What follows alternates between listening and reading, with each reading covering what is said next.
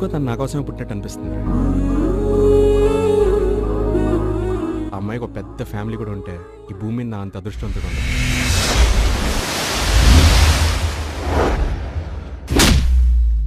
కూతురు మీద ప్రేమ అంటే గుండెల్లో పెట్టుకోవాలి కానీ ఇలా బల్లు మీద బీడి కట్టల మీద రాస్తాడు.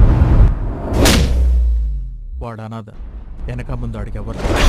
వైష్ణవ్ అంటే చాలా ఇష్టం, కొంచెం కేర్ఫుల్గా. వైష్ణవ్తో పరిచయం పెంచుకోవాలరా.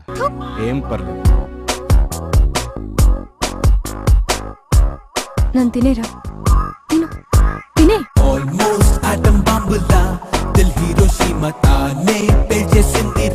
ఈ అమ్మాయిని చూస్తే జాలేస్తుందిరా.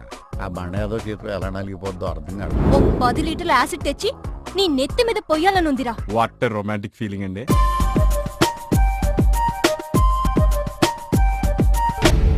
నేను ప్రేమించడంలో ఎంత సిన్సియర్, అనుకుంటే ద్వేషించడం కూడా అంతే సిన్సియర్.